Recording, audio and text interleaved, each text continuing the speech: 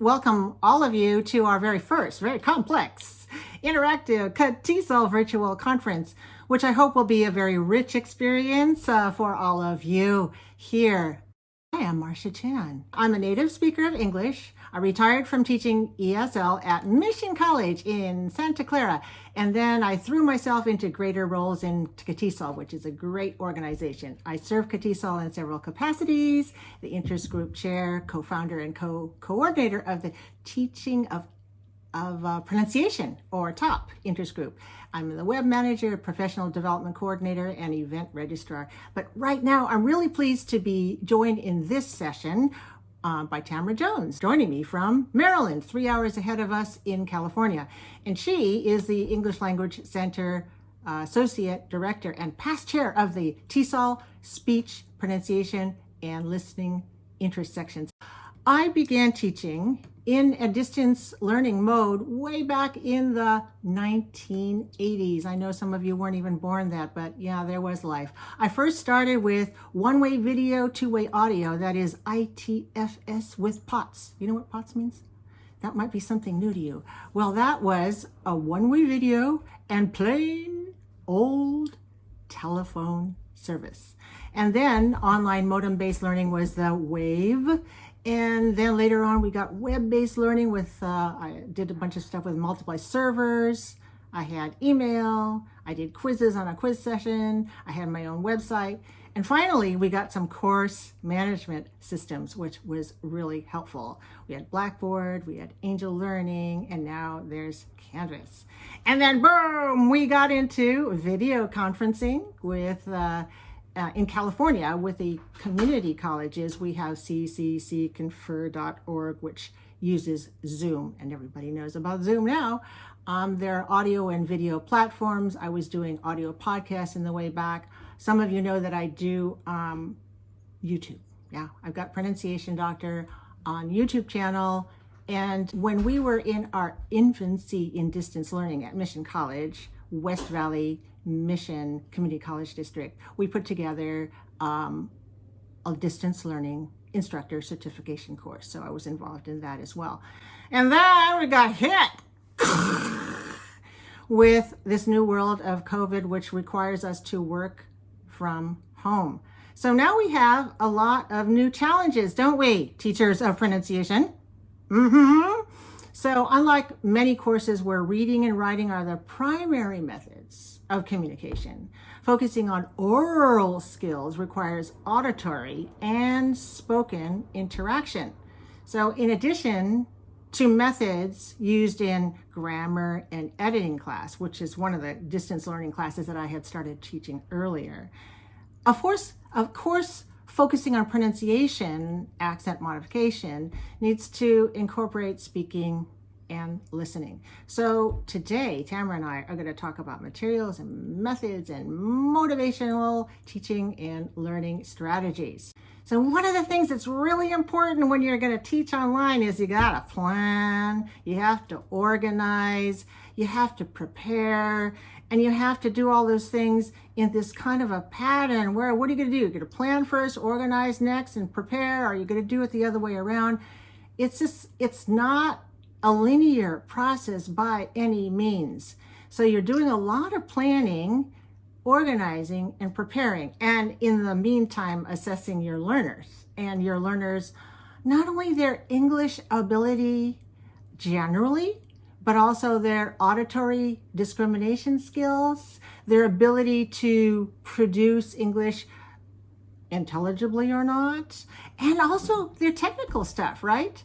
So all of these things you as a teacher need to plan and prepare and organize before you can do what? You can present. And this is going around and around. So it's not one thing at all. In the spring, when we had to do this sudden shift and go asynchronous, synchronous, we were all trying to decide. We knew it was remote. And then over the summer, we've been trying very hard to think, time to plan, time to prepare, trying to make it a better course than when it was just a sudden jump into the water. Now, way back in the day, I did this online accent modification class. And it may seem silly, but back in the day, people thought you can't teach pronunciation online. Just because you're a pronunciation guru doesn't mean you can teach pronunciation online. That's kind of crazy. Writing, okay. Grammar, okay. And so I had to do a lot of persuasion, but I did, and I ended up teaching a class that was accent modification.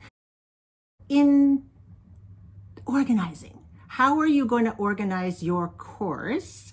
And if you're using a course management system, whether it's Canvas or Google or Moodle, any kind of course management system, you'll have some options to put up things like your syllabus, telling your students what this course is about, your learning materials, the titles of what they're supposed to bring to class, the weekly assignments, what they're supposed to do for homework or for classwork, discussion boards or message boards, drop boxes where they can leave their homework, quizzes that you might ask them to attempt so that you can find out how they're learning, and hand out some materials that you create along the way and give out to them. Of course, you will have the opportunity, if you're in a course management system, to have course mail, which is contained only within your class group. You may also be able to organize some class polls. And if you're doing your sessions on video, then you can record them and archive those sessions, give them links to them. Maybe you'll have links to external sites, to online pronunciation practice sites, recording sites, and of course, in my case, I give them the link to the YouTube Pronunciation Doctor so that they can get extra video lessons. Homepage. This is just an example, because sometimes people say, well, where do you put it? How do you put things up? So this is an example of how you might organize, where you put down your assignments on your Canvas page, and you put your course mail in a certain place, you put your course information in another area where they can access it as soon as they walk into or open up the room. You can also have a place where you have put down things that you think are necessary for them to learn, to know before they actually go into the content area. In other words, getting started with the learning management system, understanding what they're supposed to bring to their lessons and how they're supposed to think about it. So if you can give them the descriptions and explanations, you tell them what your purpose is for this particular class, and tell them something about your particular learning environment. Give them an idea of what your learning management system is like, and some examples of your assignments.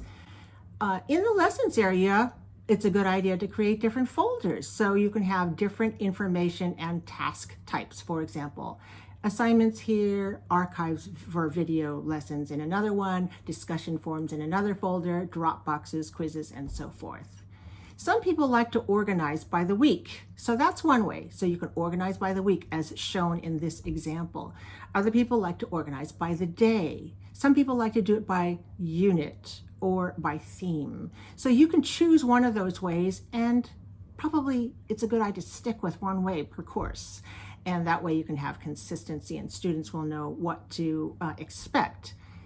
Now, in my classes, whether or not they're written in terms of focus, like here it's a pronunciation course, but I still like them to post in discussion boards. So I often ask them to post their reflections on what they have studied, maybe outside of class or maybe with us together, and they post them on discussion boards and can read each other's interactions. And then I will also post discussion questions and then give them some sorts of feedback. Now, as you know, we have a combination of synchronous and asynchronous. So synchronous, we're going to meet at a certain time, and we're going to be on video, and then other times where you have a lot of assignments that they could do whenever it's appropriate or whenever they find the time to do it, right? So most of our classes are a combination of those two. And so what we're going to do is tell you a little bit about some activities for both of them. Now, in terms of orienting your students, I always find it a good idea to do a synchronous session video so that I can explain what the objectives, what is the pedagogical objective of each of these aspects of our course? What are our outcomes and what are our expectations? And if necessary, you will give orientation to the whole learning management system, because for some, it's quite a new experience. Not only were you thrown in, but they were thrown in to a new world. You may also want to demonstrate your course materials. I mean, maybe they already know how to open a book, but you might want to point out the certain chapters or the certain sections, the certain segments that they should pay more attention to, and that way give them an orientation to the material. If you're using online software, that's another idea, another thing that you should practice in front of them. Now, what about homework? Do you have homework? Sure. We like to have our students make recordings. So that's another thing, to show them actively how to go to find the recorder in your particular system, how to make the recording, and where to place it if you need to put it into a Dropbox or whether it stays automatically, because there are many different systems, and if you know what yours is, you can show them, they'll feel comfortable using it. Now, another thing is, it's a good idea to record this, because there are students who somehow don't show up. You know what I mean? They don't show up the time that you are there showing them live. So if you can show them and then let them play it over, or have the students who didn't quite get it look at it again, that's really great. Now, if you're doing synchronous learning via a video conferencing system like Zoom, then you'll have to determine your students' proficiency using the platform and plan accordingly. So this is not about Zoom, but I do have a lot of videos about using Zoom, so you can check me out somewhere else. Pronunciation doctor, yeah. Okay, so now in synchronous systems via your video conferencing, there are a lot of things that you can do. With this, it's like you can consider it your face-to-face communication via your camera. You have to be able to look at the camera and say, oh, my students are out there, and that's who I'm speaking with. You do your presentation there. You do a lot of motivational kinds of things. You do your instruction. And because it's live and you can hear your students when they have their mics on, then you can do some correction and guidance. And, for a lot of them, you need to give them a lot of encouragement. You can do this. We can do this together. All the time you're doing, whether it's formal or informal, kinds of assessment to know where your students are so you know where to go next. You can also introduce some game-based interaction, which Tamara is going to tell you more about. You can do group work, and you can also ask your students to do performance. In other words, they have to do a speech or some segment of speaking before the camera in front of everyone. In terms of asynchronous practice, I have them use my book, which is Phrase by Phrase, and the AM English Pronunciation, which is an online learning program. And one of the things to do is to show them how to do it, because they may not know already. Where do you use, where are the audios, where are the videos, how do you get onto the assignments? So if you are doing it synchronously, showing them and then recording them, or recording that to show them later on or let them access it later, it will be very helpful. For example, in the software pronunciation in English, you may want to use parts of it to do as presentation. For example, you're working on rhythm, da-da-da, da-da-da-da-da, and you can show them the points that are really important in terms of the tune of English. So this can be synchronous or asynchronous. I like to do it synchronous as an introduction, show them where the practice activities are, and then let them go through this on their own, at their own pace, as many times as they want. And I can check the tracking system to find out how long they were on or what they had trouble with later on. So here's an example assignment. So in Phrase by Phrase, study chapter 10 using the book, the videos, and your mirror, and record chapter 9 story, submit it to the Dropbox.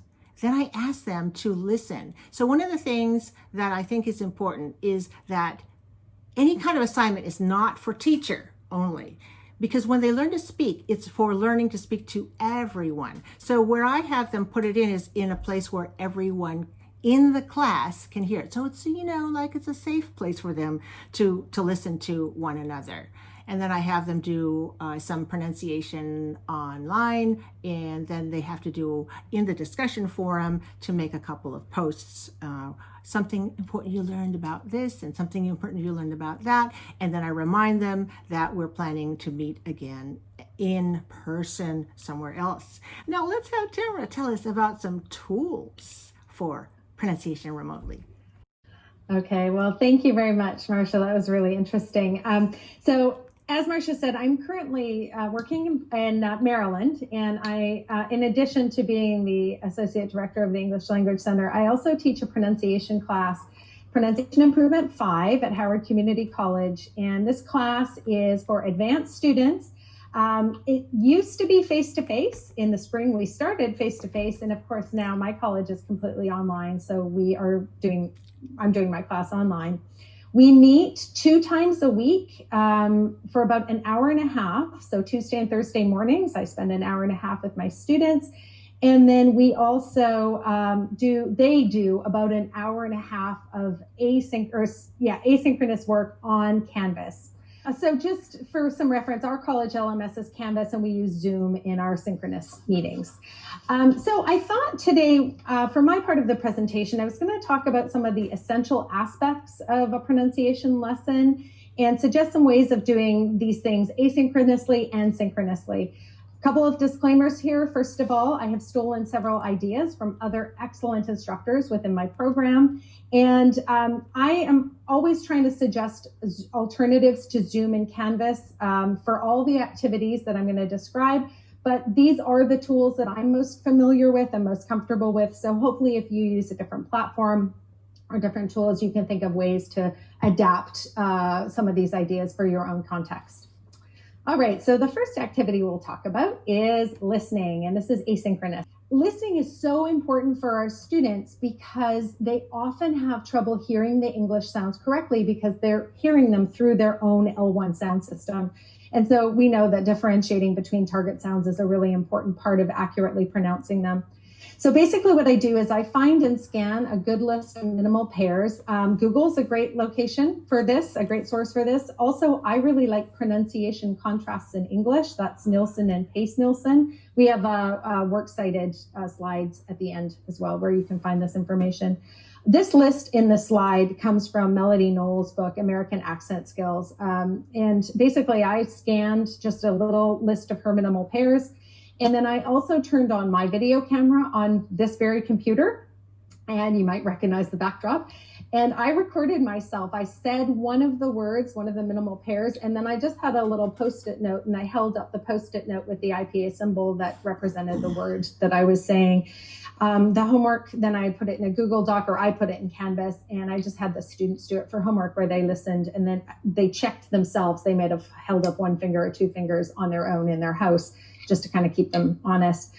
The drawback to doing this kind of activity asynchronously is that we can't see the students struggle. We don't know what they're having trouble with, and we might not even know if the students even did the activity. So it's one way of doing it, maybe not the best way. The next slide, though, shows listening in a synchronous context. And of course, I use Zoom, as I said. So again, I just screen share my Zoom screen. This activity, this list, comes from Linda Grant's Well Said. That's our course textbook, so all of the students have it in front of them as well. But they can see the minimal pairs on the screen. I read one of the words, and this screenshot comes from a Zoom recording, so you can't see all my students the way I can see all my students when we're doing this activity. And I just have them hold up 1 finger if they heard the first word, or 2 fingers if they heard the second word. And then I can see immediately which sounds my students are really struggling with. Choral repetition is so important. That's one of the most important things I do when I'm in a face-to-face class, is do a lot of choral repetition. And I really wanted to replicate that, so students are doing a lot of it asynchronously and synchronously. Asynchronously, I just basically create a list of words. In this video that you can see on the screen here, I actually got this list of words from Melody Knowles' book. We just a few weeks ago were working on compound nouns and the stress associated with compound nouns. So I scanned it, and then I recorded myself reading the words in Zoom, or you could use your LMS. Now, if any of you out there use Canvas as your LMS, Hopefully, you are familiar with Canvas Studios. If you're not familiar, run, don't walk. It is an amazing tool. It's built right into Canvas. You can see it down the left side of your Canvas screen, and it allows you to record fabulous videos almost effortlessly, where the students can see your screen, but they can also see you. You can also do this in Zoom as well, but Canvas is super easy. And it's really important that the students see me and see the words, because I want them to repeat after me, but I'm also doing something like pulling my rubber band. I want them to see my gestures as they're repeating and as they're listening. So I read the words, pause after each word, imagining that they're chorally repeating after me. The benefits, of course, is that students can watch this video as many times as they want to, and Canvas Studios, as I said, could not be easier. The drawback is that I can't correct my students if they're mispronouncing something, because they're doing it asynchronously at home by themselves. Where the correction will really come in is in Synchronous. So basically in Synchronous, you can see all of some of my students. This was actually Thursday's class, and they're all pulling on their rubber bands. Again, this comes from our textbook, Linda Grant's Well Said. And basically I made a PowerPoint presentation, I'm sharing my screen, and I'm having all the students listen and repeat. There's Marsha doing it right now. And I can see them, I can hear them, I can see where they're running into problems, and the students can ask questions as well. So I really like doing a lot of this synchronously. It's worth the class time spent. The drawback to doing it synchronously is that it can be hard for me to hear individual students in a Zoom situation, Zoom setting. In a classroom, even of like 20 students, I can always pick out the ones that are mispronouncing as we're chorally repeating. In Zoom, it's not always that easy. It's hard to identify which students are getting it wrong. It's also, I found, quite hard to identify or to get the students to chorally repeat in a unified voice in Zoom. Could be tech lag, or it just could be that we're not all together in the same space. So it's a little harder to get them to start at the same time. But I found that using tools like the rubber band, or using hand gestures like application, this comes again from Linda Grant's book, having them do things helps them kind of get unified. They have a more unified voice. And I found too that when we're doing the choral repetition, I will model it first, motivation. And then when it's my students' turn, then I pull the rubber band at the same time that they are. So they're all kind of doing it together. It helps them to be a bit more unified. We're getting into some more practice work, this individual memory work. Judy Gilbert tells us that students need to repeat sounds, words, and phrases many, many times before they truly own them and can use them without conscious thought.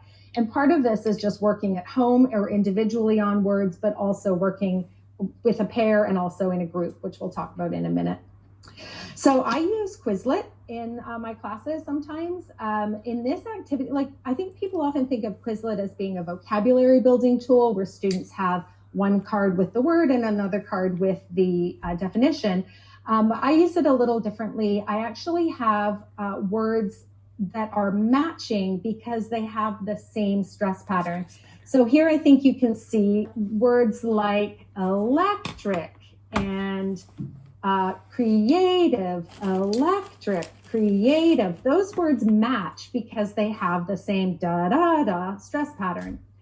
So I'm sure at this point in the pandemic, everyone is familiar with Quizlet, but basically the students, at home, this is embedded in their Canvas site, they just play a game where they drag the words that they think match on top of each other, and they turn green and disappear if they match, or they stay red and stay on the board if they don't. The benefits to this is that students get immediate feedback. If they're trying to pair words that don't match, they won't disappear. And there is a function in Quizlet where you can monitor the students, and the students can play as many times as they want as well. So that's a nice way of doing asynchronous memory work. Now, my favorite tool that I will talk about today is Flippity.net, and you can Google this. It is an amazing tool. Having being able to do a lot of these kind of pair work activities, manipulatives, moving cards around, playing board games, a lot of that I thought was gone for good when we moved online. But FlippityNet has got a lot of great choices for turning those traditional face-to-face activities into an online game or an online activity. And this is really important because having students work together on something is an important part of creating a positive learning experience for them, and it helps them learn more. In 2014, Tang and Lam determined in some research that high quality interaction and support from fellow students online actually increases student satisfaction and retention. So really important to do as much of this as we can.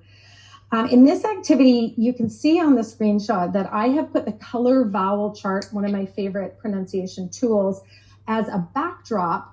And the students, you might be able to see, will have these little cards that they can actually move around on their screen, almost like they would move around cards on paper in front of them. So FlippityNet has instructions for all these activities, and it's free. Just Google FlippityNet. And this particular activity is called a manipulative, and it's a way of creating little like cards in an online setting.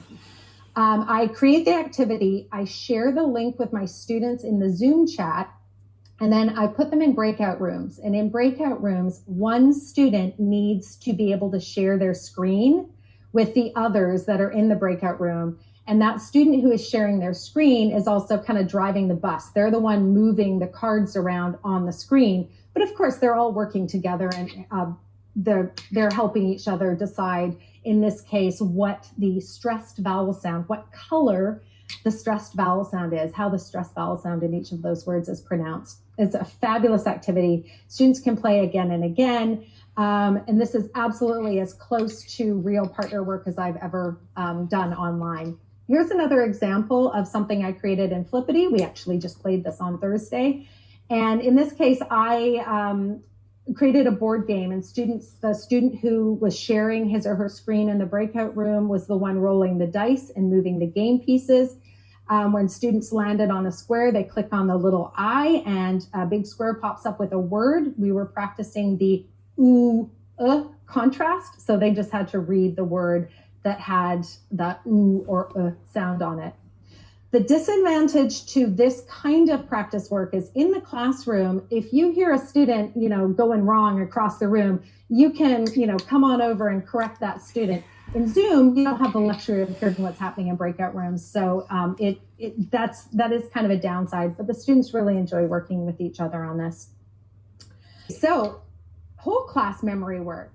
Again, I think that this is really important, that students, when they're working in pronunciation asynchronously, still feel like they're part of the whole class, that they are all taking part in a learning experience together. And there are ways to recreate this even with pronunciation. So this activity that you can see is just created in Google Docs, which again, I'm sure we're all familiar with at this point in the pandemic, but I'll explain a little bit about what I was doing. In this activity, I wanted to prepare my students for a lesson on speech rhythm. And I've found in the past that doing a very quick review of parts of speech is useful, so that when we talk about which words are stressed, which words are reduced, they can really easily identify them in their brain. But in the past, I would have hung big pieces of paper around a classroom, put the students in partners, and they would have gone around and added words to the big pieces of paper. Online, I had them do this asynchronously in a Google Doc. So I created the Google Doc. I shared it with all my students. The most important thing about a Google Doc is that you make the link something that anyone can access. And then basically the students just went in, and with their color of their name, they added things to the list. And in this way, the students could see what others had written, and they felt like a part of a group or class and not solo alone. The drawback to this activity was, when I first did it, I did not give super clear instructions. And so some of my students wound up being a little bit frustrated. They didn't know what to do. So as long as your instructions are clear, something like this works really well. Of course, Kahoot is great for memory work. And one thing I really like about Kahoot is that the students can see the word that they're trying to work with. In this case, they're trying to decide how to pronounce the S ending of laughs. And I like the balance of visual and my oral that's supporting it. We know that the sight of a word triggers its pronunciation subvocally with learners. That comes from Airy. So, having them being able to see it, and then they play, of course, Kahoot on their phones. And the students love it. It's fun, and we can see immediately what they're struggling with. The feature of Zoom that I really like, if your students are slightly more tech savvy, is to do annotations. So in this screenshot, I'm actually sharing a PowerPoint slide. I wanted to know from them what vowel sounds they don't have in their first language. And so when the students turned on their own annotate, they're able to annotate directly on the slide. Again, it increases students' engagement. Justin Schuell talked about this, Schuell, I think, talked about this yesterday in the keynote, this idea of kind of keeping them awake and alert. As well, students can see how each other voted, and I got feedback right away as to which sounds were going to be the most problematic for my students. So I found this, I like having them do work where they're marking up their screens. It is a little more challenging. The annotate feature on a student's Zoom screen is buried a few layers down, so you have to be able to tell them how to get there, but it's a lot of fun. Of course, Marsha talked about the assessment and feedback, the recordings. I see my students twice a week for an hour and a half, and we do 2 to 4 recordings every week that students have to do for homework. This is one of the most important parts of the class because it's like a little mini private lesson for them. Right. And Rubio in 2014 found that actually online students studying pronunciation acquired more comprehensible pronunciation than face-to-face. Like, isn't that amazing? This researcher thought that partially it was due to this private, individualized feedback that students are getting. The key, I think, is to have the students do video recordings, and I do video recordings back every single time, always, even though it's torturous to see myself on screen, because I want the students to have a connection with me. But I also want to be able to show them some things where they're going wrong. So you can see my student, Fernanda, she's pulling on her rubber band as she's recording. And as I'm recording back to her, I'm correcting, actually, she's got the wrong number of syllables. So she can see me, she can see my mouth if we're working on those kinds of sounds. So I really think it has to be a video feedback. If you don't have Canvas, that you can also use VoiceThread, Vocaroo, or just simply have your students use their own video cameras and email it to you, or drop it in, a Google Drive or something like that. The last tool I'll talk about is Type It IPA. That's how I Google it all the time. I don't remember this URL, but it's Type It IPA. And gone are the days that we can handwrite IPA symbols on a whiteboard. Now everything has to go in Zoom and on slides and in an LMS. So I really like this. I have it open whenever I'm preparing my lessons, rather than searching in Word or PowerPoint for the IPA symbol. It is just so easy because it's right there. You just press on the button, copy, and paste it right into your document. So I really love this tool. And those are all of my good ideas. You've got them all now. Well, thank you for all those ideas. For questions. Thank you very much. I'm looking at the question box and I don't see any questions, so I'll read out some of the comments. Christopher Oliver says, "Oh my God, the IPA tool is exactly what I need." So that seems to be a really good resource. Lara is saying that the fantastic ideas. Thanks so much for sharing. And we have Donna who's saying, super creative ideas. Thank you very much. Book. Is the book that you use, does it have an online version? Okay, so I'll answer about mine. Yes. Some of the teachers are using phrase by phrase with their students and accessing online audio and visual. Audio. Okay, yes, the book was for Tamara's book. Yeah, so I am not sure. We actually, in our program, we had the students came and picked up their books from our campus. So they all have textbooks at home, which they vastly prefer. But anything I have done on my screen were all PDFs. They're just scanned. I've just scanned pages of them to put them in my PowerPoint. But it's a new edition and a new book, and it's a beautiful book. So I would assume that they do have an online version, at least a PDF. Thank you. The color vowel chart, I've got a little mirror in there, rubber bands, kazoos, and so students picked up their textbooks and they got this handy dandy little packet with a bunch of pronunciation resources in it. So that's a different situation where students are just on their own, and that's what they have to figure out how to get the books themselves, or there's a way for delivery to their shelter-in-place address. There was a question asking whether the discussed book was well said, and then someone from our audience already confirmed that is Linda Grant's book. Yeah. Mm-hmm. I want to remind the audience that we've actually got Marsha's put her blog link in the chat, so please you can copy and paste that into your and copy and have that somewhere. There's a last question. Sharon is asking, can you demo the rubber band technique? Ooh, can we? Go ahead, Marsha. Well, do you have the motivation to learn pronunciation, work on your intonation? So the idea of the rubber band, which we all learned from Judy Gilbert, thank you, is to show that the duration of the vowel is longer on the stressed syllable of every word in your vocabulary. And it's especially important for students whose languages tend to be more or less all of the same syllable. So if you speak with a language like this, then all of the syllables are more or less of the same duration. They're kind of the same length and they don't have any difference. And it's very difficult for them to speak. It sounds a little bit more staccato-like in English. So we want to show them that there's length, and the length comes from the vibration of the vocal cords. So we're pretending that this is what happens here. And this is just a method to help really visualize and also use that physical feeling of lengthening.